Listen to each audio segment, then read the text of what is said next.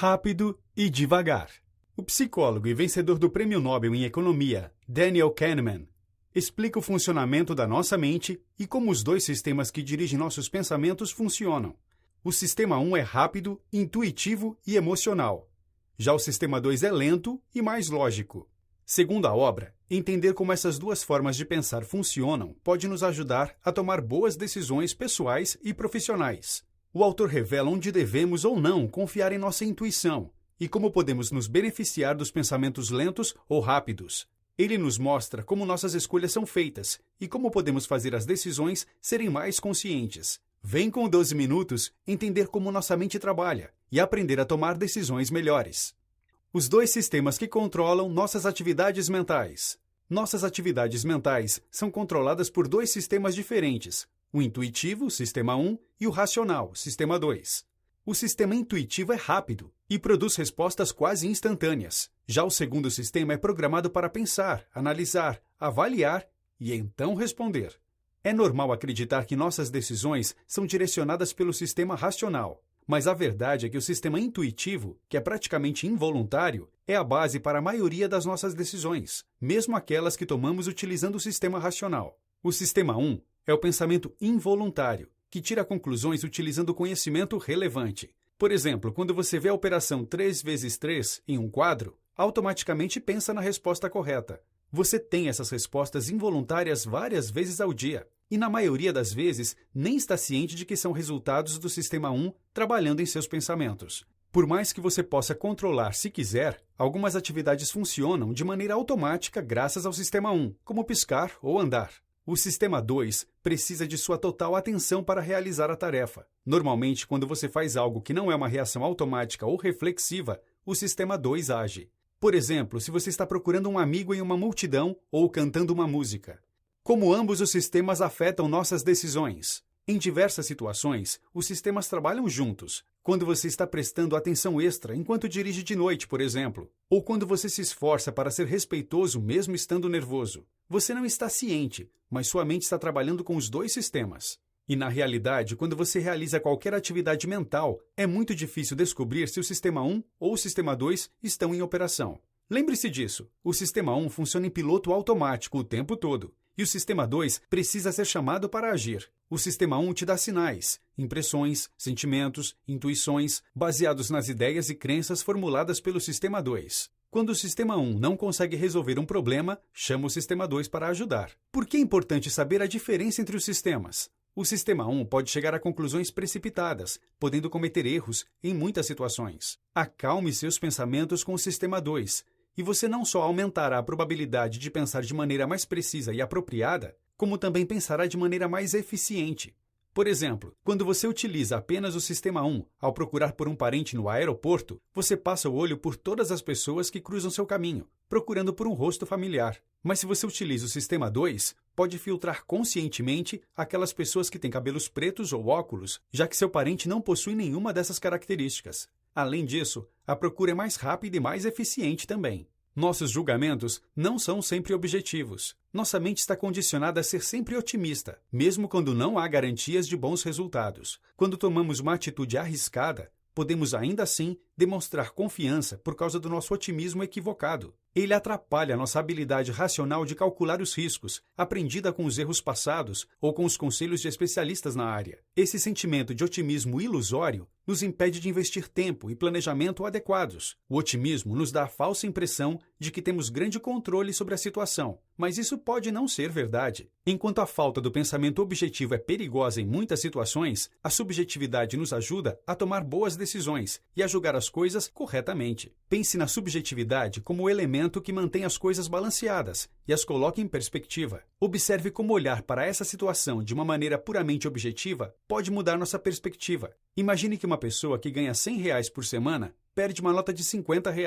Os R$ 50 representam uma perda significativa para ela. Se uma pessoa que ganha R$ 30 mil por semana perdesse os mesmos R$ 50, essa perda seria relativamente insignificante. É essencial olhar para essa situação de maneira subjetiva, já que os pontos de referências das pessoas são muito diferentes.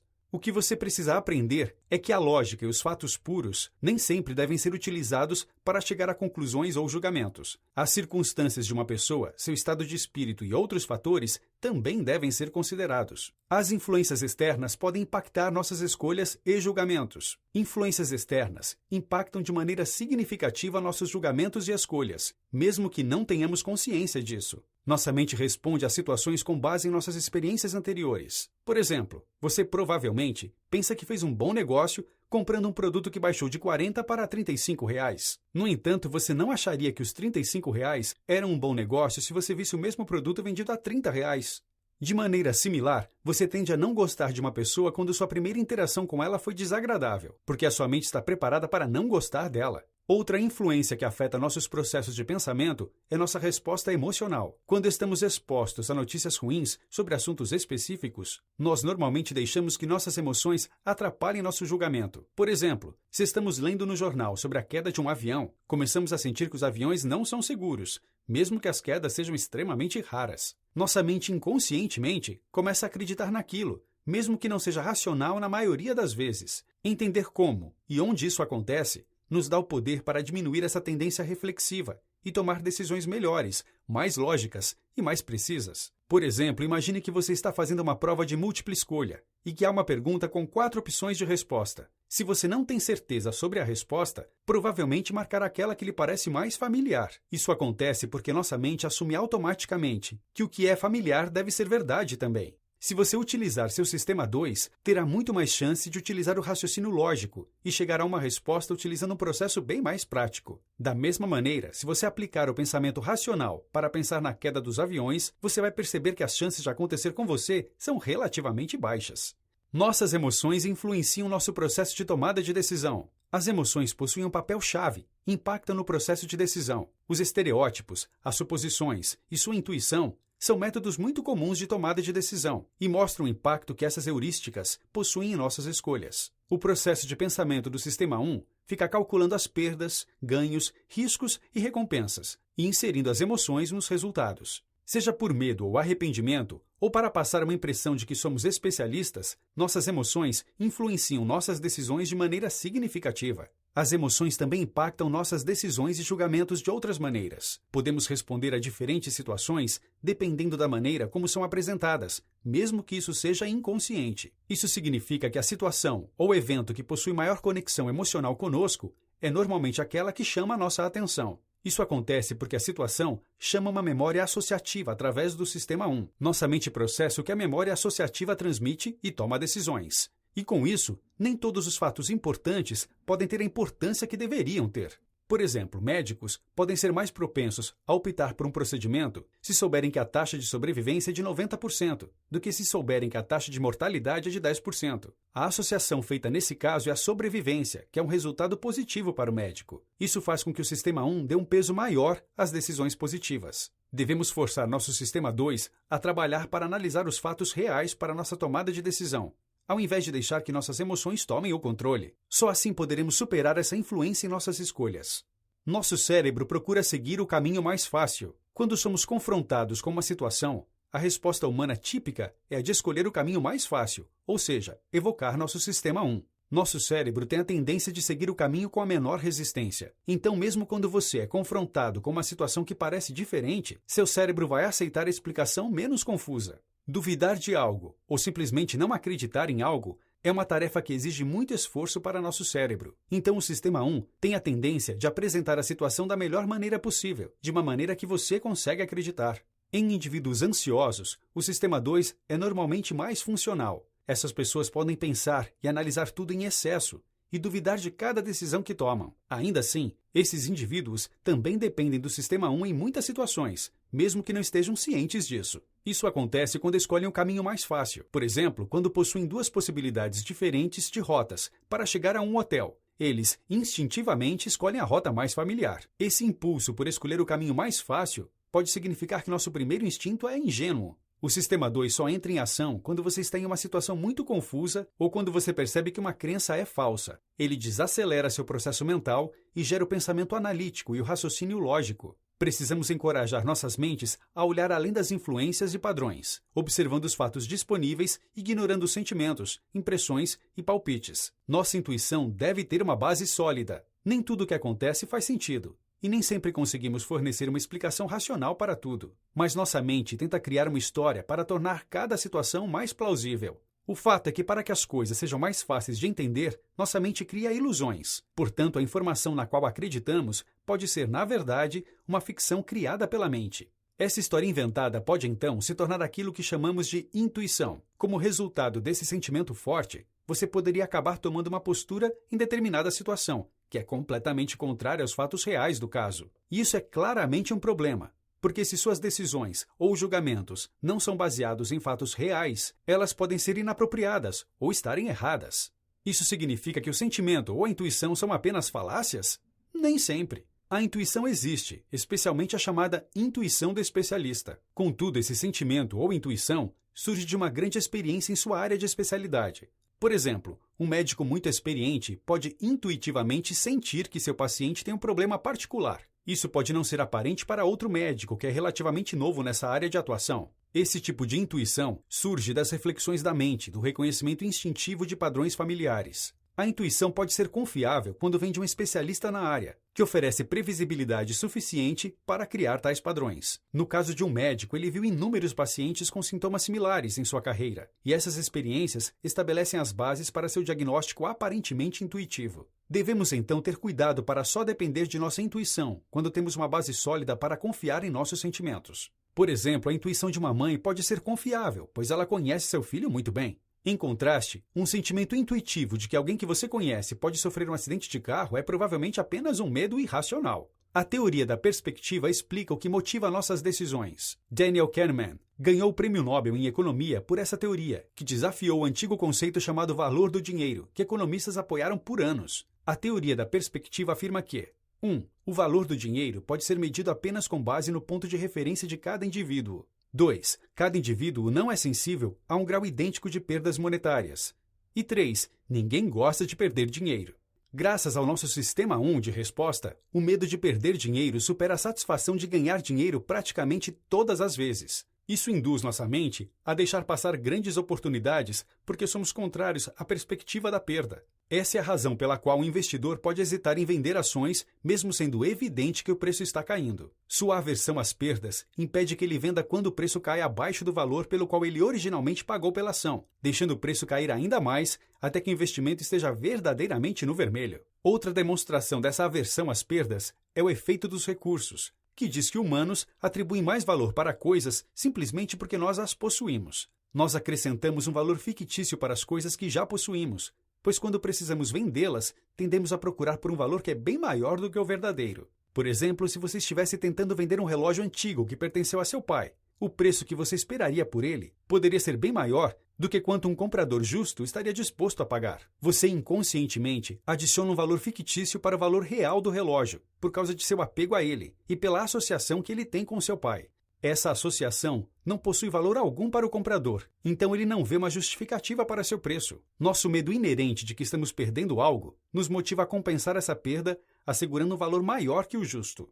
Como apresentam a informação pode fazer toda a diferença. A teoria da perspectiva destaca o fato interessante de que nós podemos tomar decisões diferentes baseadas nos mesmos fatos, dependendo de como a opção é formulada. Por exemplo, um investidor que possui a escolha entre um lucro absolutamente certo de R$1.000 e 50% de chance de um lucro de R$2.500 pode escolher o primeiro. O lucro provável com o último pode ser maior, mas a maneira como a escolha é apresentada faz com que o lucro garantido de R$1.000 seja a opção mais viável. Entretanto, apresente as mesmas probabilidades, mas de uma forma diferente, e as decisões também serão diferentes.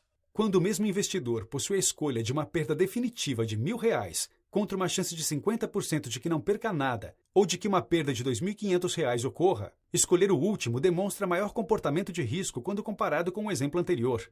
A teoria da perspectiva defende que o processo de decisão aconteça em dois estágios, edição e avaliação. O estágio de edição ocorre quando as possibilidades são analisadas, e é aqui que a apresentação pode ter um enorme impacto. O estágio de avaliação acontece quando escolhemos a possibilidade que oferece o valor máximo, mas tenha em mente que esse valor é determinado pela perda ou pelo ganho, que precisarão ser levados em consideração muito mais que o resultado final da decisão. Isso ocorre porque, como vimos anteriormente, nossa resposta do Sistema 1 possui uma forte aversão às perdas financeiras. De fato, essa aversão às perdas é tipicamente mais forte que a atração que possuímos por oportunidades de lucro. Podemos evitar tomar uma decisão que irá claramente resultar em uma perda, mesmo que seja igualmente evidente que a procrastinação provocará resultados ainda menos favoráveis para nós. Como você enxerga as coisas e situações faz toda a diferença. Quando te fazem uma pergunta que engloba um grande número de outras questões, seu cérebro tende a utilizar a visão panorâmica. Para tornar as coisas mais fáceis, ela foca em uma questão específica, ou ajusta a pergunta para focar em um aspecto singular, um período de tempo ou em um incidente. Isso pode significantemente enviesar a resposta que você dá, ou a maneira com a qual você entende a pergunta. A tendência do cérebro de trocar para a visão panorâmica pode ser vista também na maneira com a qual abordamos nossa vida no dia a dia. O cérebro tende a focar naquilo que queremos e onde esperamos estar no futuro. Isso influencia nosso processo de decisão. Essencialmente, é mais provável que tomemos decisões que nos tragam mais próximos daquilo que queremos no futuro. Exemplificando, se o seu sonho é velejar ao redor do mundo em um iate, você pode estar inclinado a investir em um grande barco se de repente possuir dinheiro sobrando. Você pode até adiar renovações que poderiam aumentar o valor de sua casa para comprar o barco, apenas para alcançar seu sonho. Mas mesmo se você alcançar tudo o que sempre desejou, você pode ainda não se sentir completamente feliz. Isso ocorre porque sua mente não pode costurar todas as suas experiências passadas de vida, sua presente situação e suas percepções mentais em uma figura coesiva que te permita pesar se você está mais feliz ou mais triste em um determinado momento. A verdade é que nenhum evento único, situação ou conquista pode te fazer feliz. O estado de felicidade depende grandemente de diversos e inúmeros fatores, todos se juntando a seu favor.